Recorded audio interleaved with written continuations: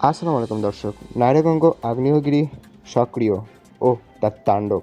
মধ্য আফ্রিকার কঙ্গোর গমসহ আশেপাশের বিভিন্ন এলাকায় ছড়িয়ে পড়েছে লাভা। বিস্তারিত দেখুন ভিডিওতে। দীর্ঘ ১৯ বছর পর সক্রিয় হয়ে উঠেছে নাইরাগঙ্গো আগ্নেয়গিরি।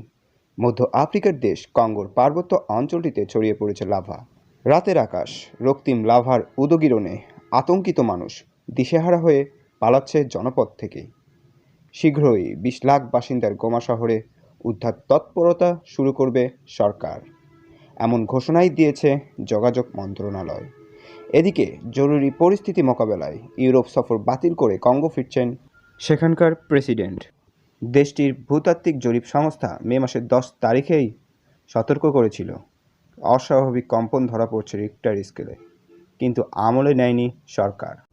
আগ্নেয়গিরিটির চারপাশের লোকালয়ে জারি করেনি সতর্কবার্তা, ফলে দিশেহারা মানুষ ছুটছে অজানা আশ্রয়ের সন্ধানে।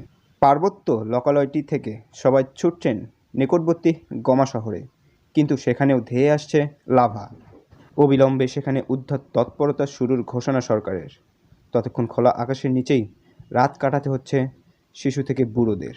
সর্বশেষ ২০০২ সালে আগ্নেয়গিরিটি বিস্ফোরিত হয়। সে সময় কমপক্ষে ২৫০ মানুষ প্রাণ হারান।